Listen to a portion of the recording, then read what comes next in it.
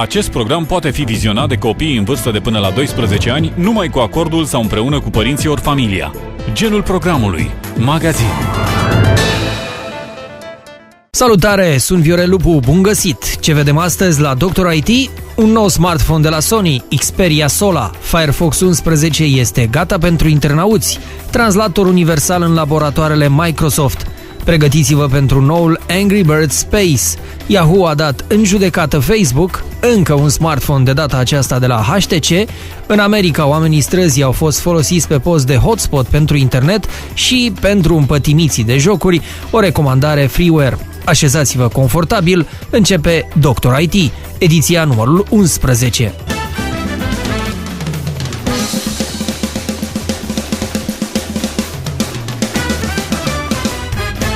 Sony Xperia Sola, nume de cod Pepper, a fost anunțat oficial zilele trecute. Noul smartphone Sony se poziționează pe segmentul mainstream și are specificații apropiate de Xperia U. De remarcat absența bandei iluminate cu LED, caracteristică seriei NXT. Dar dacă tot lipsește ceva, absența bandei iluminate cu LED se compensează cu un ecran Reality Display ceva mai generos ca dimensiune, 3,7 inch, care afișează 854 cu 480 pixeli ca rezoluție. Procesorul este un STE U8500 Novator Dual Core. Deși nu se bucură de popularitatea chipseturilor Nvidia, Qualcomm și chiar Exynos, cele două nuclee Novator ce rulează în paralel la o frecvență de 1 giga promit să ofere o experiență satisfăcătoare pe platforma Android Gingerbread până la finele lunii mai și mai apoi pe Ice Cream Sandwich. O implementare software interesantă este așa numita facilitate Floating Touch. Aceasta presupune utilizarea unui cursor în cadrul browserului prin apropierea degetului de ecran și trasarea pe deasupra fără a atinge display-ul. Camera foto are un senzor de 5 megapixeli, autofocus și face detection. Clipurile sunt înregistrate la rezoluție High Definition. Dimensiunile lui Xperia Sola sunt de 116 cu 59 ori 9,9 mm și doar 107 grame. Sony Xperia Sola va fi disponibil la nivel global începând cu trimestrul al doilea al acestui an în 3 teme coloristice clasice, roșu, negru și alb. Până atunci însă vorbim despre Firefox 11, browserul care aduce îmbunătățiri la capitolul securitate și ceva facilități noi-nouțe prin care încearcă să compenseze pentru lipsa de inovație acuzată de utilizatorii versiunii Firefox 10. Noua versiune 11 include o versiune îmbunătățită a funcției de sincronizare, capabilă acum să acopere și colecția de componente plugin. Funcția Forget This Site permite ștergerea din istoricul de navigare a oricăror urme lăsate de o pagină web vizitată, iar cu Page Inspector 3D View putem vizualiza structura paginii web într-un mod cel puțin interesant. Utilizatorii Google Chrome sau Internet Explorer dorniți să treacă la Mozilla Firefox vor putea lua cu ei întreaga colecție de bookmark-uri și istoricul de navigare, activând la instalarea Firefox opțiunea pentru migrarea profilului de utilizator. Aceasta este versiunea oficială Firefox 11 compatibilă cu sistemul de operare Windows și recomandată tuturor categoriilor de utilizatori. De precizat că momentan versiunea 11 a lui Firefox nu are disponibilă și o variantă în limba română, pentru aceasta existând doar o versiune 10.2. Cea mai nouă creație a echipei Microsoft Research pare desprinsă direct din filmele SF, un translator universal capabil să-ți preia cuvintele rostite pentru a le traduce într-o limbă la alegere, rostind apoi frazele rezultate folosindu-ți propria voce. Software-ul prototip este capabil să copieze integral vocea utilizatorului, păstrând nealterat accentul, timbrul vocal și intonația cu care sunt rostite propozițiile în limba nativă. În prezentarea ținută de Rick Rashid, șeful diviziei de cercetare de la Microsoft, acesta a recitat fraze întregi în limba engleză traduse apoi de aplicație în spaniolă, italiană și chiar mandarină. Chiar dacă traducerile rezultate păstrează un timbru distinct artificial, vocea în ansamblu aduce o asemănare izbitoare cu originalul. La fel ca și alte sisteme de recunoaștere vocală create de Microsoft, noua aplicație necesită cel puțin o oră de antrenament pentru a se adapta vocii utilizatorului, timp în care acuratețea funcției de recunoaștere vocală atinge eficiență optimă. Textele citite și rostite în timpul sesiunilor de antrenament servesc și pentru crearea unei replici virtuale a vocii utilizatorului, ce poate fi folosită în aplicațiile de tip text-to-speech pentru rostirea cuvintelor traduse sau recitarea oricăror documente create anterior.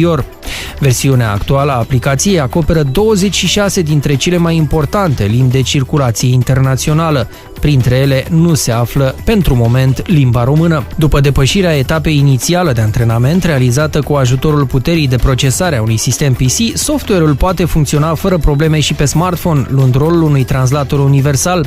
Aplicația poate realiza traducerea în timp real sau cu o mică întârziere. Sistemul este suficient de flexibil pentru a permite și conversații între doi interlocutori. Cei de la Rovio nu glumeau atunci când au anunțat că vor colabora chiar cu NASA pentru a-și lansa și promova noul Angry Birds Space. Pentru cel mai nou trailer al jocului, finlandezii au apelat la Don Petit, un astronaut NASA pe Stația Spațială Internațională. Acesta a realizat o simpatică prezentare a jocului bazată pe analogia dintre comportamentul obiectelor în condiții de gravitație zero și noile mecanici de joc din Angry Birds Space. Bineînțeles, nu lipsesc nici secvențele din joc. Angry Birds Space va fi livrat cu 60 de niveluri, noi tipuri de păsări, noi abilități, niveluri bonus secrete, toate gândite în jurul noilor mecanici de joc. Jocul va primi update-uri gratuite în mod frecvent și va fi bazat pe microtransacții. Angry Birds Space va fi lansat pe 22 martie pentru PC, Mac, iOS și Android. Yahoo a dat în judecată Facebook invocând folosirea fără licență a unor patente legate de social networking și publicitate online. Potrivit declarațiilor oficiale, Yahoo ar fi încercat să rezolve problema în afara sălii de judecată, însă cei de la Facebook nici măcar nu s-au clintit. Yahoo se aștepta ca Facebook să plătească licențierea a 10 patente și să obțină astfel o sumă importantă de bani. Zvonuri despre acțiunea legală a celor de la Yahoo au apărut de săptămâna trecută, însă zilele acestea compania a făcut și primii pași în justiție. Facebook susține că este dezamăgită de acțiunea celor de la Yahoo în condițiile în care aceștia sunt parteneri de afaceri de mult timp. Mai mult, Facebook susține că Yahoo a beneficiat substanțial de pe urma asocierii. Momentul acestui proces nu este unul avantajos, însă pentru cei de la Facebook, compania urmează să fie listată la bursă cu o valoare estimată la 100 de miliarde de dolari. Facebook ar putea să răspundă cu un contraproces la acțiunea legală din partea Yahoo sau ar putea să revină la masa tratativelor. Momentan, relațiile Yahoo-Facebook nu par a fi chiar dintre cele mai bune. HTC a ținut capul de afiș în ultima vreme cu smartphone-uri de top, două dintre ele prezentate deja la Mobile World Congress 2012, HTC One X și HTC One S. Până și HTC One V, cel mai modest din noua serie One, are specificații interesante, în niciun caz low-end. Acum însă HTC își întoarce privirea către utilizatorii aflați în căutarea unui smartphone de buget, iar soluția pregătită de HTC este noul Golf. Deși specificațiile plasează terminalul pe segmentul entry-level, HTC Golf atrage atenția prin faptul că rulează ultima variantă a sistemului Android 4.0 Ice Cream Sandwich. Rămâne de văzut dacă hardware-ul va face față și oferă o experiență decentă utilizatorilor pe un sistem destul de pretențios, cu un procesor single-core la 800 de MHz, un ecran capacitiv de 3,55, o cameră foto de 3 megapixeli, 4 GB de stocare internă plus un slot microSD, HSDPA, Wi-Fi, Bluetooth, GPS și AGPS. HTC Golf va fi anunțat în perioada aprilie-iunie acestui an și e posibil ca denumirea comercială să difere, acesta fiind doar un nume de cod. Producătorul promite că nu va goli buzunarele celor interesați de HTC Golf, așa că ne așteptăm la un preț interesant situat la aproximativ 180 de euro fără taxe.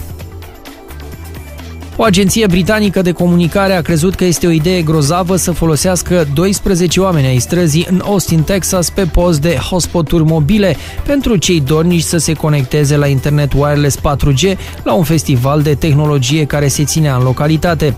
Te duceai cu laptopul sau telefonul lângă omul străzii, dădeai un SMS, plăteai $2 pentru un sfert de oră și aveai internet ultra rapid pe terminalul tău.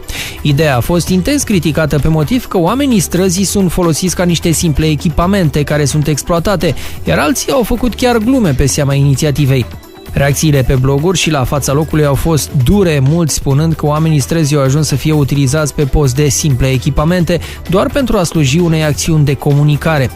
Alți internauți au scris mai în glumă, mai în serios, că hotspotul ales s-a plimbat atât de mult încât conexiunea a fost foarte proastă. Însă agenția care a venit cu această idee s-a arătat uluită de numărul mare de critici și a ținut să precizeze că nu e implicat niciun brand și că oamenii fără adăpost vor păstra toți banii strânși, așa că este în interesul lor să-și găsească un număr cât mai mare de clienți. Agenția a mai adăugat că multă lume a fost dezinformată și a ținut să sublinieze că oamenii fără adăpost sunt unul dintre subiectele subiectele de pe agenda festivalului South by Southwest, iar această acțiune i-a scos din anonimat.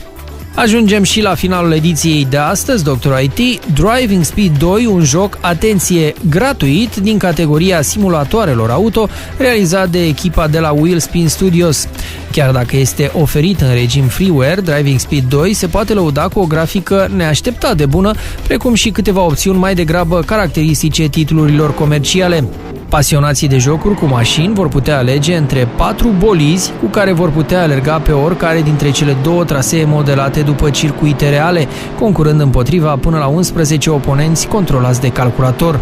Driving Speed 2 nu e un joc arcade, acesta oferind posibilitatea de a regla setările mașinii înainte de fiecare cursă. La fel ca multe alte jocuri cu mașini sportive disponibile contra cost, Driving Speed 2 include și un mod Championship cu mai multe serii de curse în care veți putea câștiga bani pe care să-i folosiți însă pentru a crea propria colecție de mașini tunate, modelate după versiunile originale din joc. Chiar dacă este un joc gratis, Driving Speed 2 oferă și un mod multiplayer care va putea fi abordat într-o rețea locală, concurând împotriva prietenilor și vecinilor de bloc sau jucând pe internet împotriva altor concurenți aflați online. Spor la taste, cam atât pentru astăzi la Dr. IT. Până data viitoare, atenție la navigare!